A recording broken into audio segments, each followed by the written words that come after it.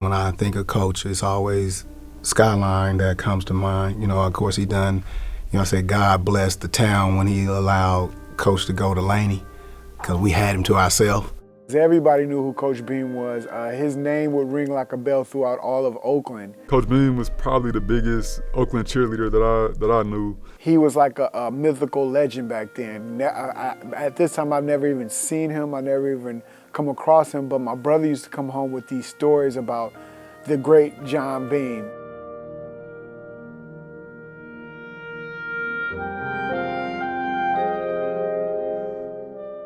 We're going to play together. We're going to play together. We're not going to have any individuals. We're going to move on forward and keep improving every day. I think our success will be dependent on us being healthy and getting better every day, maturing by the end of the season.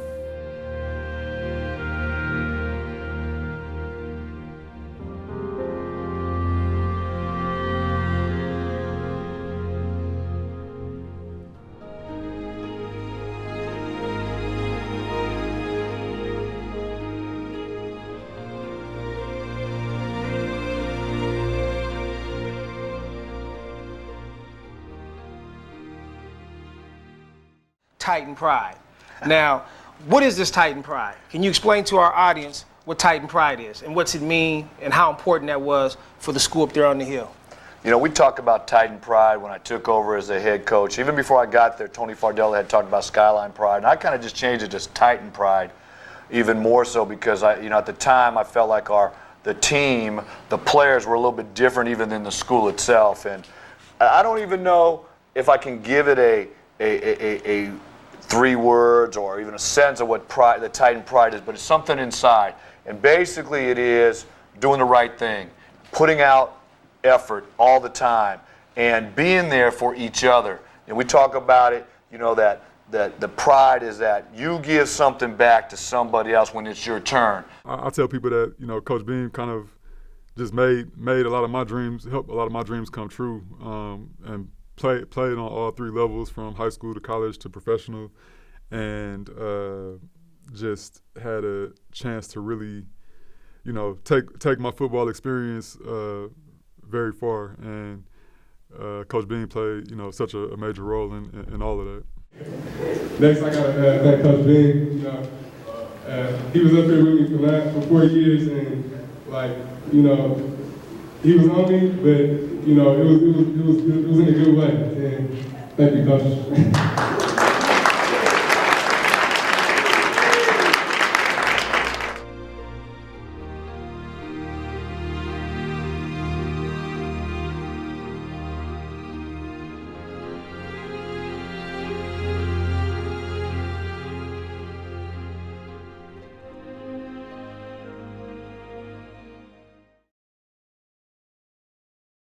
Practice was hard, and the games really felt easy because we practiced hard up on that hill. And then the days I remember we wasn't moving, our coach meeting didn't feel like we did something right, he'd bring out that sled. I remember trying to push that 2-man sled. Bro,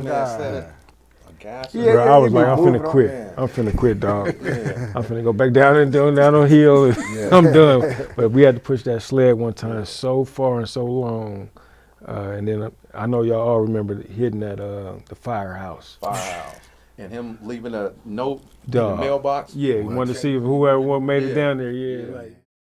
That type of thing happened all the time, where he pinned us against each other. Our practices were intense every day. There was always some noise going on. Oh, you got him like that? You gonna let him do you like that? Oh, there comes the fire, and we're going. So he continuously, you would say in the sports arena, challenged us, which made us play at a high level, practice at a high level. So then when we got to the game, well, we always been in a high level. We're going to stay in that high level. A lot of times, even when I go to the gym or whatever I'm doing in life, I go hard at it because that's the way Beam got out, not just out of me, but out of all his players. You couldn't half-ass it. You had to put in the work. But in the classroom, he also challenged us. I remember he used to, report cards come out, everybody's grades go on the board. And so, you can hide your report card if coach don't say nobody. You don't know what everybody got, but everybody scores up there. And so now you see where you ranking in the classroom. which now is becoming a competition. Are you going to be above the 3.0 line? Are you below the 2.0 line? Are you at the 4.0? For me, grades didn't come so easy. I had to work really hard at it. But he gave you the resources in order to help you pass. I mean, I remember study halls at Shiloh, I believe, Shiloh Church with Coach Cook. We had study halls. Anything that we needed to have done, Beam gave us tutors. He had people in place to make sure it got done. And then if anybody came up short, it would be ugly. It would not be a good thing for anybody, because more importantly, he was letting you know that you failed on the team, and more importantly, you failed your teammates. So grades were a huge part, and us being successful because it took all of us as a group to be available. That's the one thing I can say he instilled. It was competition. Everything was a competition. I remember in 9th grade we got to go horseback riding, and I ain't never been on a horse before. I'm nervous, but I'm riding it. I'm doing what I see in the movies, and what he's saying. And me and Beam, we're the last two, and he's like, slow up, slow up. And I'm like, all right, why are we going slow? And he was like, so we can go fast and catch back up with everybody. You want to race? I ain't never rode no horse, but I'm doing what he do. Like we racing, and it's like, man, damn near fall off the horse, but it was fun. Yeah. He taught us wrestling. The real wrestling in 9th grade. We had to wrestle. And I got to wrestle him a few times, and it was just like, he felt my strength, I felt his, and it was just like, okay, Coach, you got a little something down here. Right. I'm 9th grade, but yeah, by the time I got to 12th grade, it wasn't happening. He wasn't trying no more. Right. But he was in his 30s. Yeah, exactly. He was in his 30s when man. he was. Yeah. He was a young man. I realized that after his passing, like that he wasn't Did the math. too far, ahead of us. Him, Coach Chris, Coach Fred. Yeah. All of them. So That's crazy. That instillment, just I would have to go back and just say the competition. Yeah. To compete. Don't be afraid to compete. Having him be at my best college game, my best game of my career at Cal was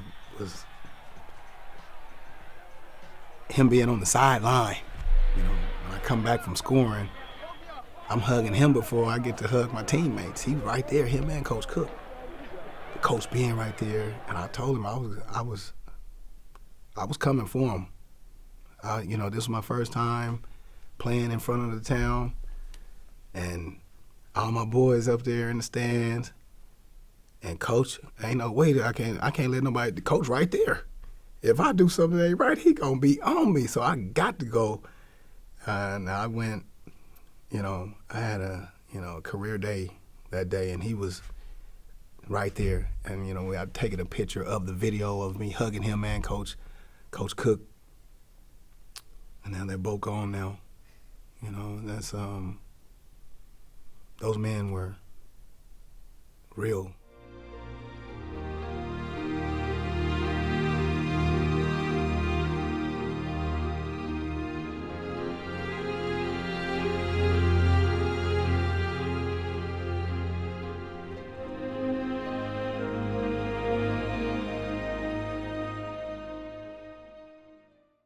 No, first time I met Beam, I was playing basketball at King Estates, and there was a basketball tournament down at Fremont High School. When they had the big gym upstairs and everything. Cooper was our coach, and John Beam and Coop, they talked a lot, and everything. So he was inquiring about me. So I remember when I was playing basketball, during the game, went over to Coop and was like, "Hey, have Fish run point guard." And tell everybody just move out the way. So I get the ball. I'm traveling up court. They said go. Took off straight to the hole. Outrunning everybody. We must have won that game probably by like 20 something.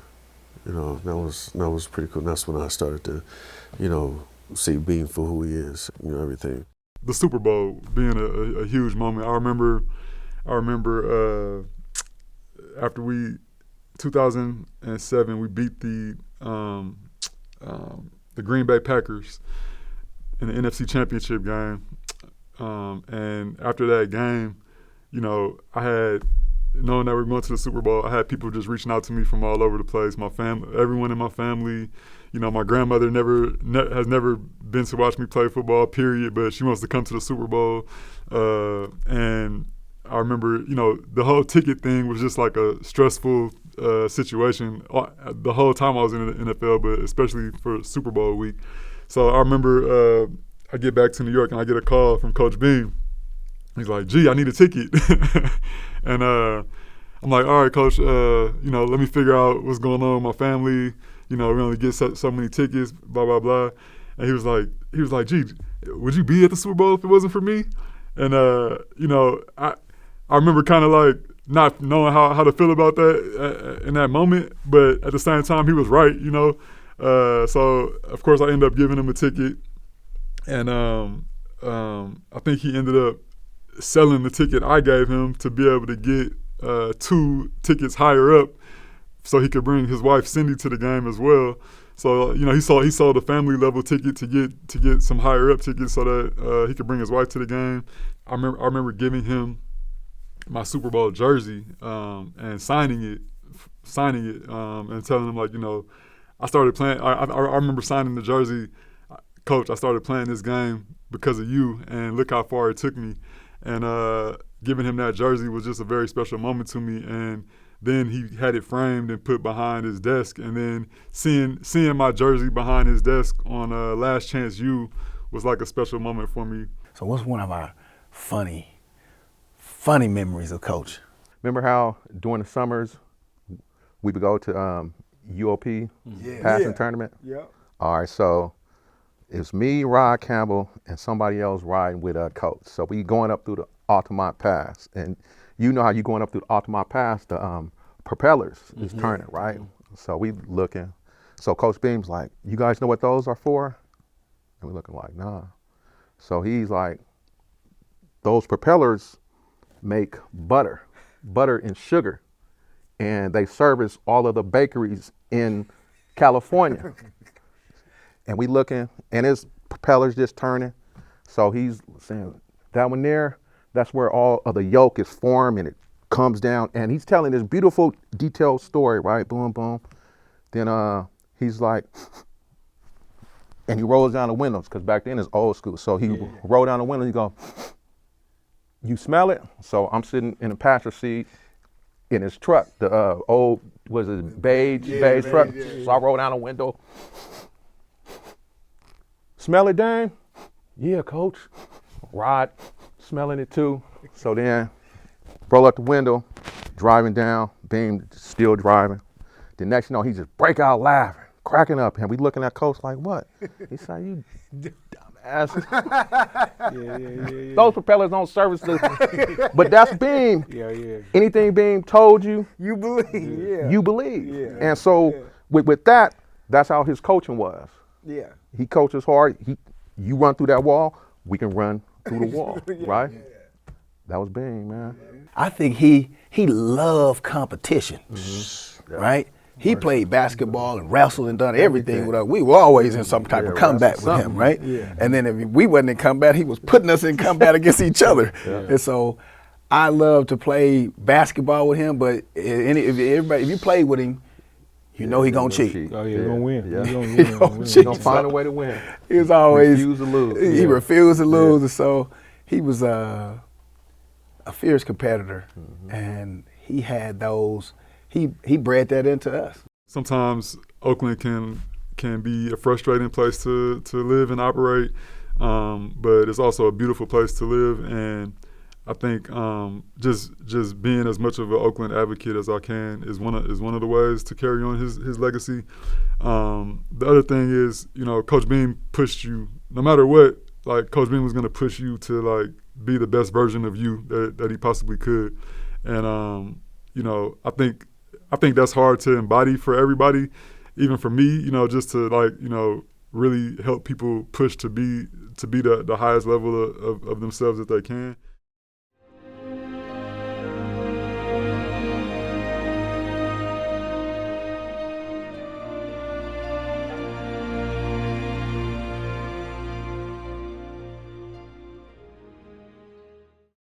it was a culture, like the culture of being great, the culture of being humbled by others that are also great, the culture of making sure that, you know, like Beam picked us up at 7 in the morning. It was me, Smitty, and Quam, and it was back when you could ride in the back of a pickup truck, like, you know, and then he would take us to go lift, and then we go to school. So it's not the norm, but that was what I understood. That was coaching. That was my experience. That was us. Yes. You know. Yep. And it wasn't even about do it or don't. It just was. You know. And whenever you have that feeling, that's the culture. Whether it's in the classroom and you ain't doing whatever, or pulling you out because somebody's coming to recruit you, or knows your, you know, history teacher from way back when, and you thought they didn't even know the Lyles and them, like, you know, they knew each other. They was 13, cat. Right. You know, so the culture that he instilled in all of us was the lesson I learned in, you know, my moments or my time or our time together, and it really kind of turned into this refuse to lose. Yeah. You know, and it wasn't like I had to question. It wasn't even about, are we crying because we lost? Right. You know, we crying because we didn't. But that's That life. is hurt, right? Yeah. You know, everybody wants to win every time. Absolutely, and it was us against us, Right. Because it's a culture, and never really about the opponent. So, you know, it created a good and bad thing because I had zero fear. I wasn't afraid of anything, and I'm a big dude, you know, not the biggest, but like what God gave me, and then what Beam provided, and then experience it alongside of y'all. It's like we're all just, you know, like here's Zeus and Poseidon, and you know, we all walked around like gods. like we gods. did. You know what I mean? And you don't really get a chance to unpack that until you're no longer with gods. I wanted to let people know that there's so many inspiration in a city like Oakland that gets such a bad rap, right? I mean, we've got, you know, we're marginalized students, right? The school system's not great, but yet look what it produces. You two are just a prime example of it, right? And we always hear about the Damon Lillards and, you know, the Frank Summers, the guy to make it into the professional basketball or professional football. But there's the people that become, you know, actors and actresses or teachers and social workers or doctors and nurses, right? Those are just as important in today's society, maybe even more so important. But the dream was never killed, right? The dream was there in Oakland. And myself, like teachers, that's our job. Our job is to help put the water on the seeds of dreams and let those dreams grow, right? And so how many other young people in Oakland or LA or Detroit or Chicago could be flourishing like you all? And that's our job, right, as teachers, but as society, to keep watering those dreams. After I got shot and, you know, realized the situation, my condition, I was in the hospital for like 6 weeks, and then I did another 6 weeks of occupational and physical therapy. And craziest thing, on one of the hardest days of the therapy is when Coach showed up. And me and Coach hadn't talked in a couple of years because there was a situation involving him and my brother where it didn't turn out where I thought was fair or right. And, you know, I stood my ground and I wasn't messing with him. And, you know, he knew it. And, you know, so it was really a big surprise for him to walk through that door. But, you know, just like it never happened, you know, we smiled. And for the first time, if y'all all know Coach, he's talkative and, you know, got something to say about, you know, what you're doing and, you know, throw like, hey, maybe you should try and do like this. But he was silent. He was silent. And like I said, that was probably one of the hardest days of the therapy. And I think he saw and realized what I was going through and knew that, you know, life was going to be hard. And, you know, he just kind of sat there. And then after it was over, you know, he was like, I know you heard this before, but, you know, if anybody can get out of this situation and get back right, it'd be you. He said, I truly believe that you can do this. And, you know, of course, I took that and worked hard. And just him sitting there just watching. And, you know, I often wanted to ask him, like, what was he thinking? You know, what did you do when you left? You know, because it wasn't a good day. You know, it was It was tough. It was trying, and it was showing that, you know, I wasn't the strong Eric, you know, that he was used to seeing, and all of that. And it was just like, you know, like I told you, whatever you do, be the best. That's what he was saying. So I kind of took that and was like, you know, if I'm gonna be in this chair, then, you know, I'm gonna be the best version of a dude in a wheelchair that, you know, you can be. And that's what I did. That's where I'm at. And, you know, I make it look easy, you know, the smile, the laughter, but, you know, it's hard being in this situation and playing football, being under his tutelage, the competition, not giving up. And that lesson of being with him that day, that was more encouragement, you know, from him, but just in a different way. It was in a silent way. It was like, you can do this, you got this. Just his presence of being there, being a man, seeing another young man go through some struggle, and hearing the therapist / coach at that time would be my coach, you know, coaching me, trying to get me to do stuff was, you know, I think it was pretty tough for both of us that day. But, you know, the lesson was he showed up. This latter part of his life, the last 8 months, you know, I had an opportunity to get with him, and he would call me the historian because I always paid attention to all the years, and I felt blessed just to be able to know some of the players that came well after us that were great. Because, you know, if we're Titans, we're all one big family. Whether you're part of the gym community or you just knew, but we're all one family up on the hill. And he brought me in and he said, Johnny Dempsey, I want you to help me get together. We're going to try to get a ranking system going. We want people to get out and vote. I want you to post it and those type of things. And one day I put up the quarterbacks, and it was just a list. And then I came up with the idea. I was like, you know what? I think it would be a great idea if you, Beam, get in front of the TV and present yourself. I said, because people don't, yeah, they care about this list, but they want to see you. Here we go. It's Coach John Beam. 2 claps. Ready? Oh, yes. I got Frank the Tank. This boy flew in from Vegas to talk about how he's not the biggest hitter ever at Skyline High. But wait a minute. I got a call from Kurt Johnson talking about his big hit. What'd I tell you in my thing? Put up the video. When I would hit record, it was showtime for him. Like, it was a natural thing for him. And I was just like, man, he's giving it raw and uncut. Like, he's still Beam, and I'm up like, and I'm in awe of that part of him because his memory was so sharp. Like, he knew every player, he knew who had impact, and more importantly, he knew who he didn't like.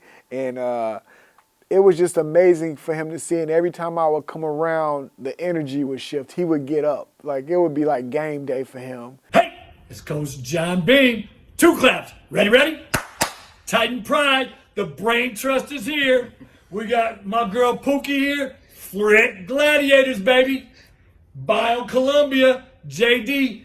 And I think it really did something for him, man, because he was a different person from the time I met him, from the first time I met him to the last time. And what I meant by that is some of the edge had came off, but more importantly, he had an opportunity to smell some of the roses, you know what I mean? And see what he's done and the impact he's made, you know.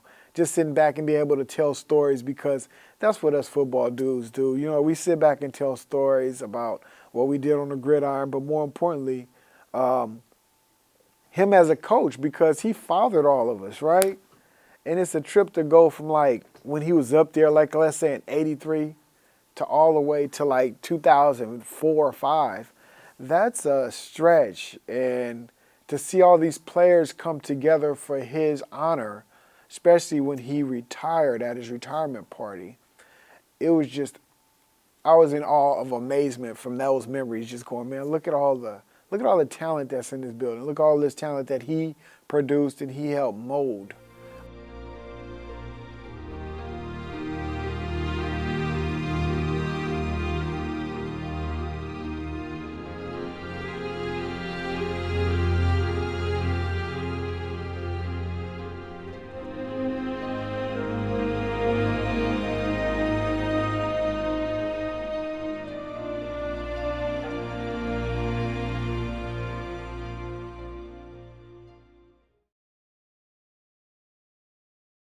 Off the field, on the field, his vision. He was you know, a special person. Once I left, once he was no longer my football coach, our conversations had nothing to do with sports or football for the most part.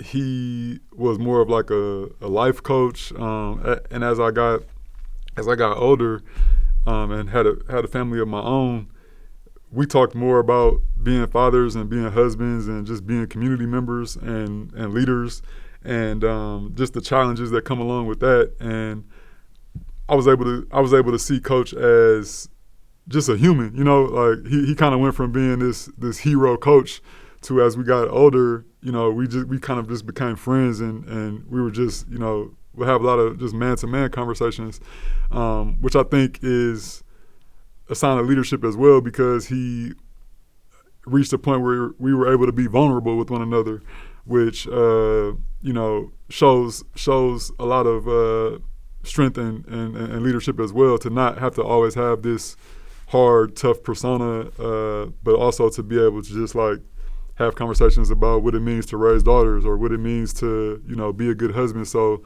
you know, Coach Beam, like, I think he hit all the spectrums of being a great leader. You know, give me an opportunity to work with you, to be there. It's been awesome. Their families, the city, I didn't meet you until later, you know, because we kind of missed eras there. Exactly. I mean, to be accepted in a community and be able to call it your own when it's not your own has been awesome.